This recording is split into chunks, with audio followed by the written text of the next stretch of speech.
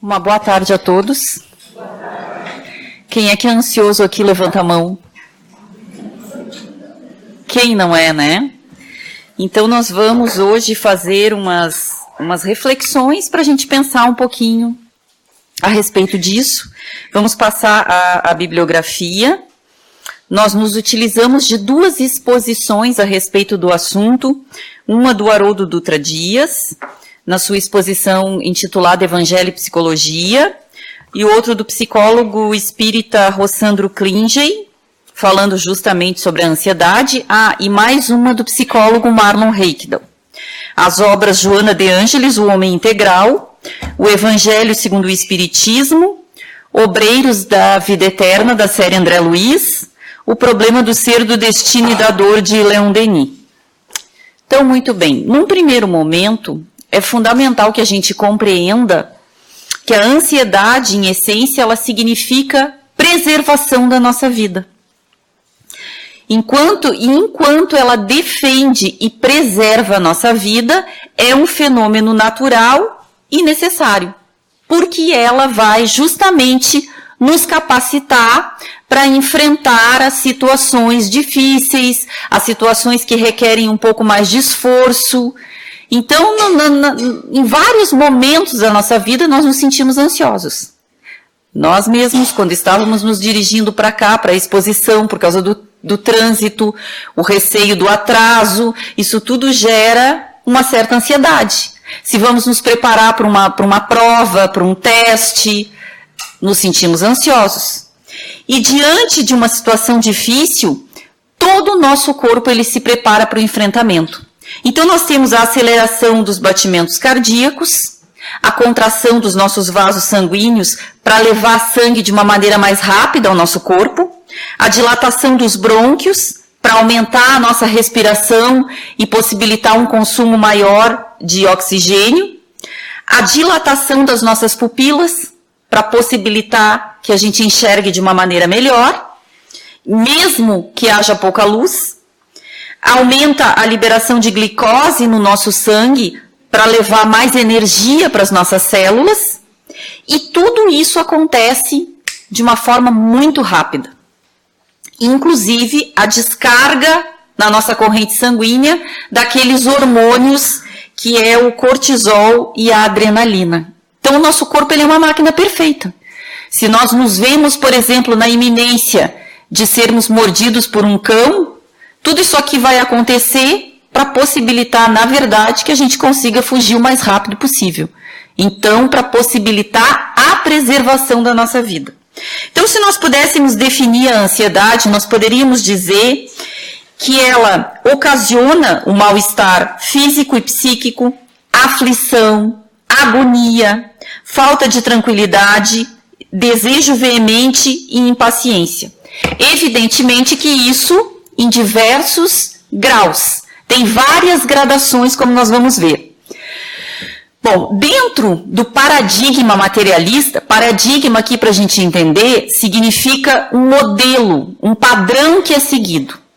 E dentro do paradigma materialista que nós estamos inseridos, a nossa ciência oficial, ela nos vê como um corpo. Apenas como um corpo. Só que a doutrina espírita, ela vem nos ensinar que nós não somos apenas uma máquina física. Muito pelo contrário. A nossa essência, ela é espiritual. Nós somos um espírito que se utiliza de uma ferramenta que é o corpo físico. E esse espírito eterno, ele é o causador daquilo que se manifesta na nossa carne. Então, todas as vezes que nós ficamos doentes, e nós podemos imaginar que qualquer enfermidade, seja física ou psicológica, a causa, ela vai estar no gerenciador deste sistema que é o espírito. O corpo, ele é como se fosse uma tela viva que mostra aquilo que vai na nossa alma. Mas ele mostra a consequência. A causa está no espírito. E nós precisamos nos dar conta que, em sendo espíritos imortais, eterno só é Deus, nós somos imortais, Dentro de nós, como diz Haroldo Dutra Dias, habitam muitas pessoas. Habitam vontades, medos, angústias, traumas, preconceitos, e tudo isso foi tecido ao longo de milênios. Porque se nós pararmos para pensar, segundo nos diz a doutrina espírita, nós já tivemos várias existências. Nós já formamos várias famílias. Nós já exercemos diversas profissões. Nós já falamos outras línguas, estivemos inseridos em outras culturas e, portanto, expostos aos mais diversos enfrentamentos. Então, quantas coisas não resolvidas nós carregamos dentro de nós e que nos influenciam de uma maneira insuspeitável na forma como nós nos conduzimos hoje perante a vida. Bom, a nossa medicina convencional, baseado neste conhecimento que a doutrina nos traz, nós já podemos dizer que ele é um pouco capenga. Aliás, na obra Obreiros da Vida Eterna, um cidadão chamado Gotuso, que quando encarnado foi médico como André Luiz, num diálogo entre os dois, ele diz assim: é lamentável reconhecê-lo. Nem a ciência, nem a religião nos preparam convenientemente para enfrentar os problemas do homem desencarnado. Então eles estão lá falando do problema de largar a vida física, chegar no plano espiritual, não estar preparado para viver a vida espiritual. Só que aqui nós poderíamos acrescentar, e sem entrar no mérito da religião, que não nos ajuda a enfrentar os problemas nem de aqui enquanto encarnados. Por quê? Porque a ciência, ela quer curar as doenças buscando a causa no corpo. Mas como nós dissemos, a causa está fora do corpo. No corpo está apenas a consequência. Então estão buscando a causa no lugar errado. E a ideia que nós fazemos do que nós somos em essência vai determinar a maneira como nós nos conduzimos na nossa vida cotidiana. Essa ideia aqui nós vamos retomar mais adiante. Então, voltando à ansiedade. Dizem os profissionais da saúde que quanto mais saudável uma pessoa, mais ela se fixa no presente. Então, aqui nós estávamos prestando atenção nas colocações ali da harmonização e que estava nos chamando a atenção para que tudo que nós temos é o dia de hoje. E se nós formos parar para pensar, tudo que nós temos é o hoje, é o agora. O que passou, passou. O que vai vir é uma incógnita, nós não sabemos. Mas o que está acontecendo agora é a nossa realidade e é tudo que nós temos. Aí o que acontece? O ansioso, ele vive o futuro. Ele vive no futuro e, portanto, investe muito pouco no presente.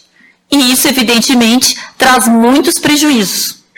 Porque, aliás, muitas pessoas, as depressivas, elas vivem no passado, vivem lamentando o acontecido. E as ansiosas vivem preocupadas com uma série de acontecimentos que pode ser que nem aconteçam no futuro.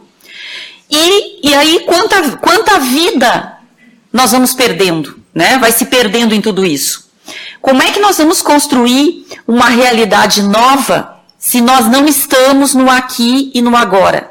E é o aqui e o agora que a gente tem que manipular para as novas conquistas. Porque como é que nós vamos construir, como é que nós vamos ressignificar, como é que nós vamos refazer se nós não nos detivermos no aqui e no agora? Tanto que o Evangelho, ele nos convida a estar no aqui e no agora, quando Cristo disse, não vos preocupeis com o dia de amanhã. Vamos retomar isso aqui mais adiante também. Então, a ansiedade patológica, aquela que leva o indivíduo para o futuro, ela tira a paz, evidentemente. Então, a pessoa constrói acontecimentos catastróficos e passa a viver naquele cenário ou sente um medo, como se aquilo estivesse acontecendo de fato. Que coisas são essas? O desemprego. Às vezes a pessoa está empregada, segura, mas ela começa a imaginar aquele cenário, e se eu me desempregar? E se eu não tiver salário? E se eu não tiver como pagar as minhas contas? Então ela começa a construir uma situação hipotética e passa a viver em função dessa situação. As doenças, o abandono, a solidão, a velhice, as provações materiais, porque é o medo dessas coisas que Joana de Ângeles diz que nos assalta durante a nossa finitude física. Então, nós temos medo dessas coisas. E às vezes, mesmo não estando vivendo nessas situações, nós imaginamos, pelo medo, como se nós estivéssemos nesse cenário. Então, nós precisamos aqui desconstruir pensamentos que nós temos que são bastante equivocados. Por exemplo, nós temos aí, precisamos entender de que paz, porque todo mundo quer ter paz. É uma das coisas que a gente pede nas nossas preces. Paz não é sinônimo de falta de conflito. Tanto que quando a gente imagina, né, se eu pedisse, imaginem um cenário tranquilo, o que a gente vai imaginar? Um verde, uma graminha, uma rede, né, um dia bonito de sol, é isso que a gente imagina. Só que, na verdade, como diz Rossando Klingen, numa exposição sobre ansiedade, ele diz, infantil aquele pensamento, só vou navegar no barco da minha vida se o mar estiver calmo. E não é assim, porque a nossa vida, se nós formos pensar, ela é composta de uma série de acontecimentos. Então, e até na prece, principalmente na prece, se revela isso quando a gente, por exemplo, acorda de manhã e faz aquela prece, que eu tenha um dia tranquilo no trabalho, que a minha família tenha saúde, que eu tenha saúde. Então, em outras palavras, é como se a gente dissesse assim, Deus, deixa o mundo zen, porque se o mundo tiver zen, eu fico zen também. E não é assim, porque na verdade a ideia é, não importa o que acontecer, que eu seja forte e que eu consiga enfrentar o que eu preciso enfrentar. Porque partindo do princípio que nós não estamos aqui a passeio, nós estamos aqui para os enfrentamentos, é isso que a doutrina espírita nos diz, então nós não podemos esperar aqui aquela tranquilidade, né? Essa graminha verdinha, essa rede, não é isso. Então nós temos que pedir capacitação para os enfrentamentos, que consigamos ter a tranquilidade apesar dos acontecimentos tumultuosos que venham a nos acontecer. Ele até lembra da filha de um amigo, uma criança pequena, que fazia a prece pedindo saúde para o meu papai, saúde para minha mamãe, e mais outros pedidos lá, e finalizava assim, mas se o senhor entender de fazer diferente, tudo bem. Essa é a entrega que nós temos que ter, né, nessa conversa com Deus. O Senhor é que sabe o que é melhor para mim. Porque às vezes nós não sabemos o que é melhor para nós. Então, ao fim e ao cabo, o que nós tememos, na verdade, é a dor, é o sofrimento, é o desconforto. Então, Leon Denis, nessa obra maravilhosa, O Problema do Ser, do Destino e da Dor, ele vai dizer assim, a dor segue todos os nossos passos, espreita-nos em todas as voltas do caminho. E diante dessa esfinge que o fita com seu olhar estranho, o homem faz a eterna pergunta, por que existe a dor? E no que lhe concerne, por que existe a dor? E no que lhe concerne uma punição, uma expiação, como dizem alguns? É a reparação do passado? O resgate das faltas cometidas? Então ele faz esses questionamentos e depois ele começa a dar resposta a esses questionamentos. Então ele diz, fundamentalmente considerada, a dor é uma lei de equilíbrio e educação. Então, para ter paz no momento turbulento, uma das coisas que nós precisamos entender é que a dor, quando ela vem para a nossa vida com uma mensagem. Ela vem nos trazer algum recado, nos dar algum ensinamento que nós precisamos aprender. Então, sem dúvida, as falhas do passado, segue Leon Denis, e aqui ele está se referindo ao passado espiritual, recaem sobre nós com todo o seu peso e determinam as condições do nosso destino. Então, aqueles acontecimentos cujas causas nós não conseguimos explicar, mas como partindo do princípio que para todo efeito há uma causa, então para tudo há uma causa. Se nós não conseguimos enxergar a causa no hoje, na vida atual, é porque ela está numa existência pregressa, como diz a doutrina espírita, e isso é bastante consolador, porque a partir daí nós concluímos que nós não apanhamos sem merecer. O sofrimento não é muitas vezes mais do que a repercussão das violações da ordem eterna cometidas, mas sendo partilha de todos, porque todos nós sofremos. São diferentes tipos de sofrimentos, mas todos nós sofremos. Deve ser considerada como necessidade de ordem geral, como agente de desenvolvimento, condição de progresso. Todos os seres têm de, por sua vez, passar por ele. Sua ação é benfazeja para quem sabe compreendê-lo, mas somente podem compreendê-lo aqueles que lhe sentiram os poderosos efeitos. Porque se nós formos examinar a nossa vida, nós vamos ver que naqueles momentos de mais dor, de mais sacrifício, de mais tristeza, são aqueles momentos que a gente para repensar a nossa vida e nos perguntar o porquê de tudo isso, o que eu estou fazendo aqui. E nós saímos daquela situação, se soubermos aproveitar, mais maduros, mais fortes, mais resilientes, prontos, como diz Joana de Ângeles, para novos tentames, para outras experiências.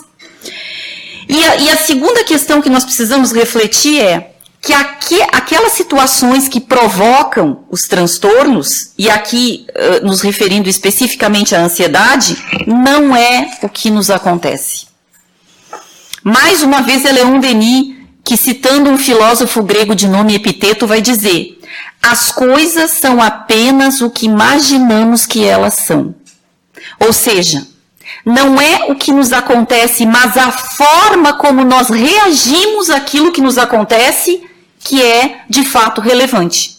Por isso que o filósofo francês Sartre ele diz: não importa o que fizeram comigo, importa o que eu faço com aquilo que fizeram comigo. Então, quer dizer, há aquelas pessoas, por exemplo, que passam por infâncias difíceis, passam por pobreza, violência sexual, agressividade, abandono, e ainda assim conseguem, na fase adulta, dar uma resposta positiva para a vida. Não sei se todos conhecem a vida de Chico Xavier, que teve uma infância muito difícil, que passou por muitas situações dolorosas, e ele deu uma resposta absolutamente positiva. Através dele, uma verdadeira antena mediúnica conseguiu captar tantos ensinamentos preciosos do plano espiritual, e a vida dele foi um exemplo de coisas boas. Então, aí nós podemos perceber que nós escolhemos o que nós vamos fazer com aqueles acontecimentos difíceis da nossa vida. E isso é resiliência, que é aquele termo que saiu da física e veio para a psicologia. A resiliência é aquela capacidade do metal de voltar ao seu formato original depois que sofre algum impacto. Então, isso trazendo para o campo psicológico é a capacidade da pessoa de reagir, de recobrar o seu equilíbrio depois de passar por uma situação de dor. E nos estudos que são feitos, se observa que algumas pessoas têm um grau de resiliência maior. Mas a boa notícia é que isso pode ser desenvolvido. Basta nós querermos. Nós podemos melhorar o nosso grau de resiliência. Então, nós temos que forjar em nós competência para suportar os problemas e não se utilizar dos problemas como desculpa. Os acontecimentos e o comportamento das pessoas não podem determinar o nosso comportamento. Certo dia nós estávamos assistindo uma exposição de um pastor e ele falou uma coisa bastante interessante. Ele disse a diferença entre termômetro e o termostato. Ele disse o termômetro, ele mede a temperatura ambiente e o termostato, ele regula a temperatura ambiente. Então ele diz que nós temos que ser como se fôssemos um termostato. Nós é que temos que regular a temperatura do ambiente e não deixar que o ambiente regule. Ou seja, coisas difíceis podem acontecer, mas eu escolho como é que eu vou me comportar.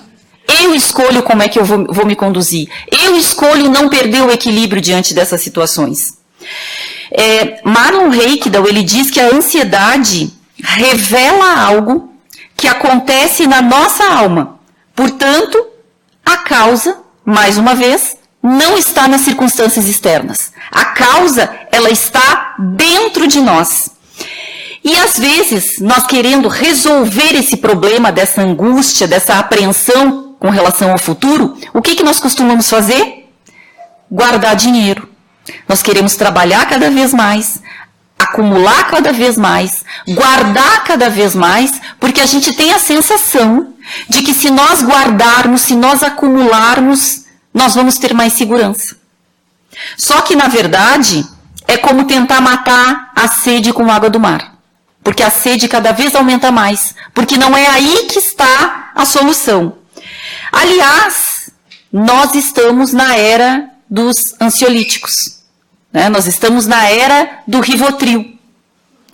Então, diante desse raciocínio de que o problema está dentro da nossa alma, nós podemos nos perguntar, adianta o Rivotril? Ele vai amenizar. Ele vai, de repente, fazer com que a gente consiga dormir.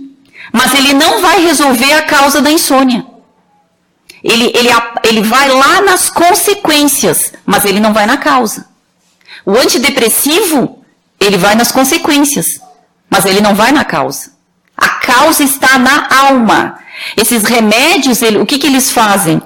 Eles estabelecem uma trégua para que a pessoa possa ter um certo equilíbrio e então buscar a verdadeira causa do problema e tratar.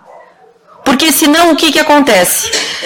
O problema, ele vai persistir na forma de pesadelos, na forma de problemas de pele, no sistema digestivo. Esse problema ele vai aparecer num outro lugar, porque é como se a alma estivesse tentando se expressar. É como se a alma estivesse conversando conosco e dizendo, olha para dentro, olha o que está acontecendo dentro de ti. Para de se deter no externo. Só que é fácil nós olharmos para dentro de nós mesmos?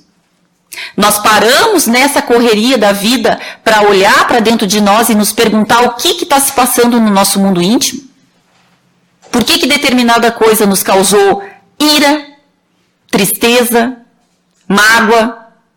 Nós não paramos para olhar para dentro. Então, quando nós apresentamos a definição de ansiedade, nós dissemos que é um grande mal-estar físico e psíquico, aflição, agonia, falta de tranquilidade, e dissemos que todos esses sintomas eles se apresentam em graus diferentes. Ocorre que nós estamos cada vez mais hábeis em camuflar. Justamente por a gente não ter a paciência, ou não ter o tempo, ou não ter a coragem de olhar para dentro, quando esses sintomas querem se insinuar, o que a gente faz? Nós camuflamos. E quais são as camuflagens que nós nos utilizamos? As compras. Tem gente que acaba se transformando num compulsivo, num comprador compulsivo.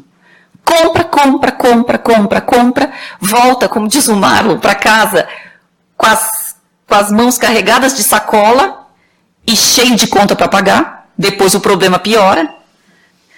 Ou a pessoa busca as bebidas, que é uma forma bastante utilizada para camuflar conflitos, para anestesiar a consciência. Aliás, todas as drogas lícitas ou ilícitas, o que se busca com isso? Sair da realidade, ainda que seja momentaneamente. E uma pesquisa interessante, a estatística, em relação à depressão e o alcoolismo, diz que o dobro das mulheres, elas deprimem. Então, para cada 2 mulheres, um homem deprime. O Marlon até pergunta assim, será que é porque a mulher é mais fraca da cabeça? Mas, na verdade, o que acontece se nós formos analisar? O que acontece quando um homem está com um problema no campo amoroso, ou um problema no lado profissional, ou um problema de dinheiro, o que ele faz? Ele vai para o bar beber com os amigos. O que a mulher faz quando está passando por algum problema? Telefona para uma amiga e fala. Então a gente tem o hábito de dizer que as mulheres falam demais, os homens falam de menos. Então não é que são maneiras diferentes de lidar. O homem muitas vezes canaliza para o álcool. A mulher canaliza de uma maneira diferente. Então pode ser que a diferença esteja aí. E todas aquelas outras camuflagens, sexo, cigarro, café, comida, e uma coisa bastante interessante, e as mulheres devem se perguntar, por que a gente não tem compulsão por alface? Por que a gente não tem compulsão por maçã, por rúcula? Né? Não, a gente tem compulsão por chocolate, por massa, por lasanha, por pizza, por tudo que engorda. O Marlon diz, é engraçado, ninguém diz assim, nossa, eu tenho uma compulsão por maçã, se botar 6 maçãs na minha frente eu como. Não, né? A gente gosta de comer chocolate. E isso tem uma explicação científica, porque tanto o chocolate quanto as drogas químicas, elas ativam no nosso cérebro um sistema chamado sistema de recompensa. Então, não é imaginação. Causa um bem-estar uma barra de chocolate, porque nós vamos aumentar, ainda que seja momentaneamente, a nossa produção de serotonina, que é o hormônio do bem-estar. Então, muitos ansiosos não sabem que são ansiosos. Não tem nem consciência da amplitude do problema. Porque acaba, assim que aparece o sintoma, acaba camuflando. Então, como diz Marlon, se muitos de nós tirássemos da nossa vida o chocolate, o álcool, o café, o sexo, as compras, nós enlouqueceríamos. Porque a gente dá vazão, muitas vezes, aos problemas nesses canais aí. E, na verdade, ele diz, não é desses componentes que nós sentimos falta. Não é do álcool, não é do chocolate, não é das drogas, não é das compras. Nós desejamos mais tranquilidade. Nós desejamos aquela sensação de prazer que esses componentes provocam. E Joana de Ângeles, ela vai fazer uma colocação muito interessante na obra O Homem Integral, num outro viés que ela analisa, dizendo assim, ao extrapolar para os distúrbios respiratórios, o colapso periférico, a sudorese, a perturbação gástrica, a insônia, o clima de ansiedade torna-se um estado patológico a caminho da somatização física em graves danos para a vida. Nesse estágio, a pessoa já está naquele estágio mais gravíssimo, mais grave, e começa a aparecer, por exemplo, no homem, ejaculação precoce, na mulher, falta de prazer, a insônia. E a insônia da ansiedade é aquela insônia que a pessoa fica pensando em milhares de coisas e tem dificuldade para engatar a primeira marcha do sono, tem dificuldade para dormir. A insônia da depressão é aquela que a pessoa dorme, mas aí ela acorda de madrugada e começa a remoer as coisas. Então se vê que ataca as 3 vias, ou sexo, ou estômago, ou sono. Quando há desequilíbrio em uma dessas vias da nossa vida, tem que ligar aquela lâmpada vermelha e nós precisamos ficar atentos. Porque os remédios, como nós já dissemos, eles combatem as consequências. Então, na verdade, é preciso parar e fazer a pergunta. O que é que está acontecendo comigo? Do que é que a minha alma está sentindo falta?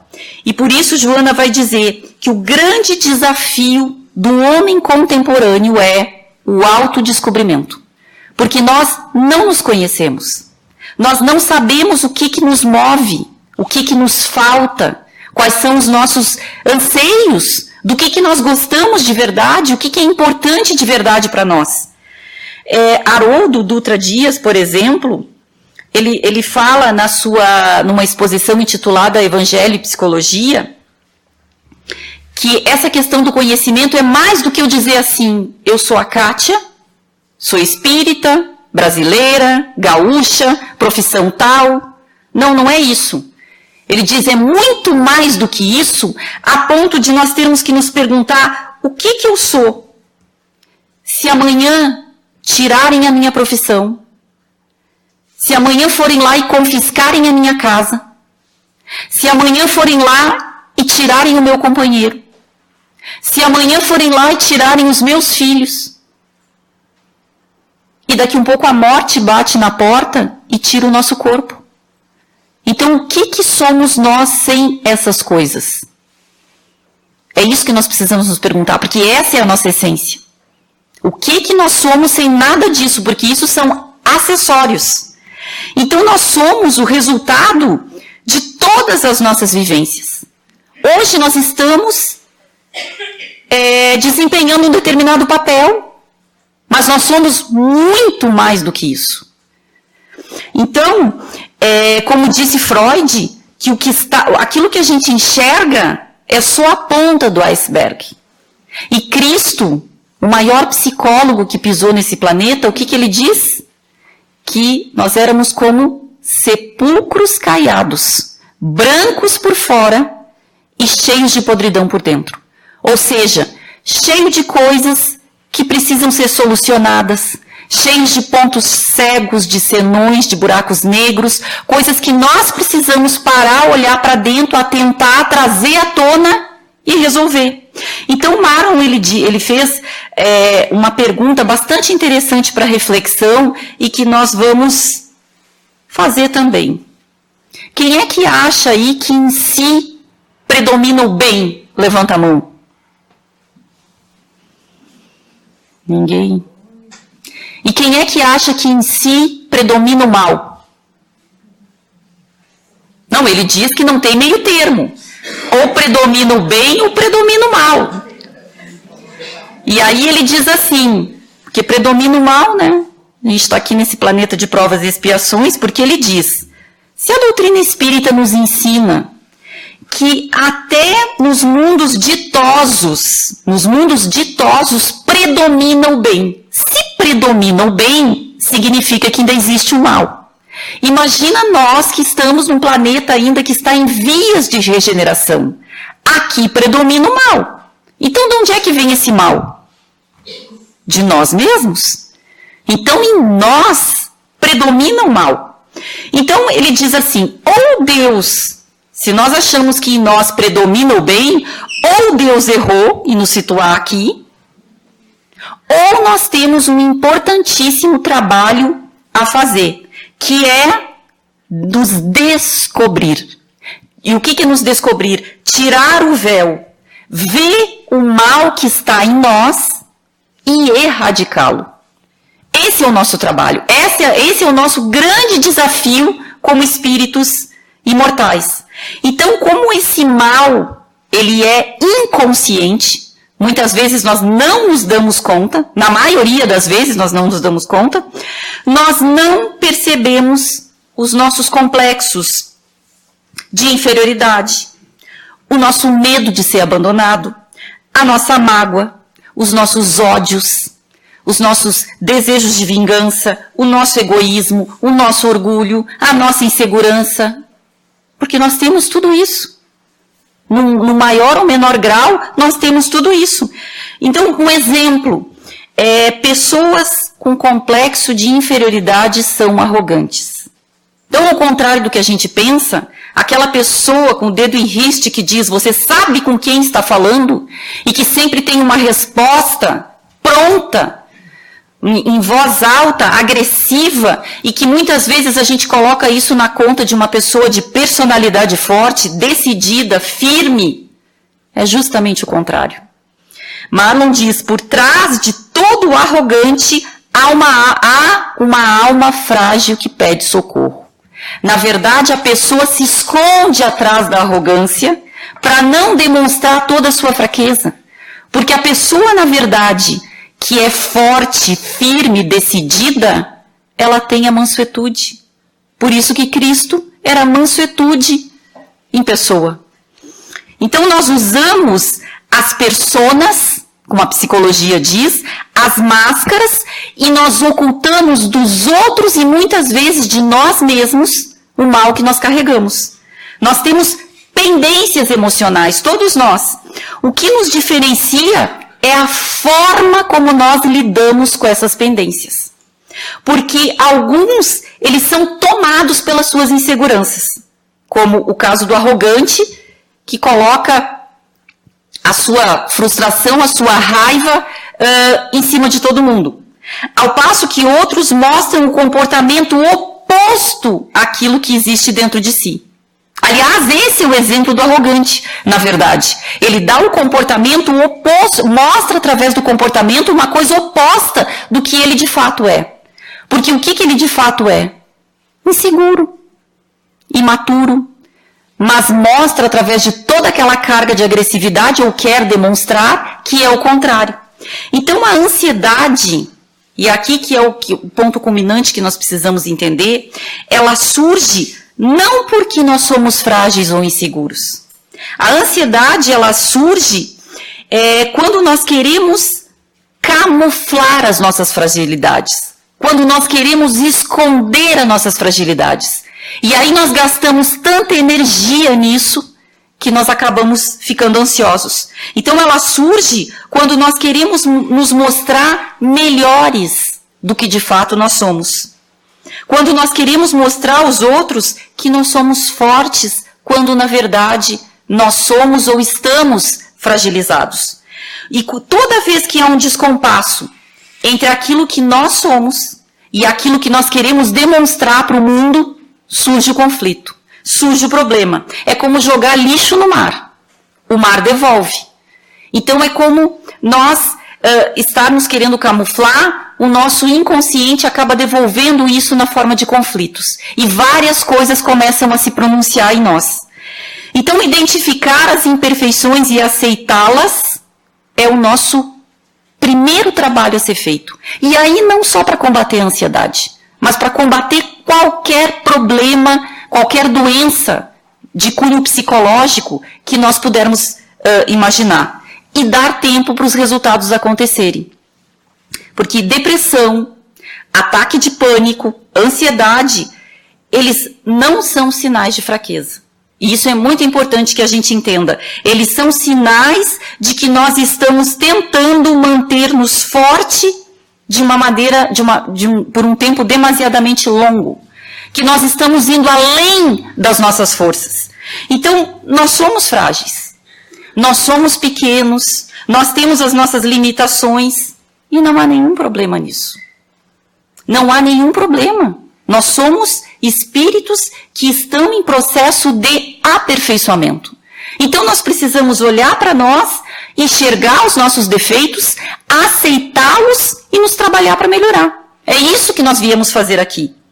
Então, em um outro aspecto, não menos importante, levantado por Joana de Ângeles na obra Homem Integral, que ela vai dizer assim: a ansiedade é uma das características mais frequentes da conduta contemporânea, impulsionando ao competitivismo da sobrevivência e esmagado pelos fatores constringentes de uma sociedade eticamente egoísta, predomina a insegurança no mundo emocional das criaturas. Então aqui o que ela está nos dizendo? Que nós vivemos numa sociedade absolutamente competitiva. E essa sociedade, ela construiu uma lógica em que só há lugar para um tipo de ser humano. O primeiro, aquele que ganha, o vencedor. Então ela diz que todos nós reproduzimos essa lógica, e às vezes sem nos darmos conta, competindo. Competindo o tempo inteiro. De que forma nós fazemos isso? Comparando corpos, comparando salário, comparando a casa, comparando o carro, como se quem tivesse o melhor carro, o maior salário, mais instrução, enfim, fosse um ser humano melhor. Então, às vezes, nós reproduzimos essa sistemática sem nos darmos conta. E acreditando nisso, nós empregamos o nosso tempo a serviço da matéria, contrariando a lógica do Cristo. Contrariando todo aquele ensinamento que ele veio trazer. Então aqui nós retomamos aquela ideia que nós dissemos lá no início. A ideia que nós fazemos de quem nós somos é fundamental. porque dela vai decorrer a maneira como nós vamos nos comportar diante da nossa vida, como nós vamos gerenciar a nossa vida. Porque se eu me sei um espírito imortal, eu vou agir diferente em todos os campos da vida. Porque eu vou saber que vai continuar lá. E que eu vou me sentir lá, mal ou bem, dependendo do que eu fizer aqui. Dependendo do quanto eu me esforçar aqui.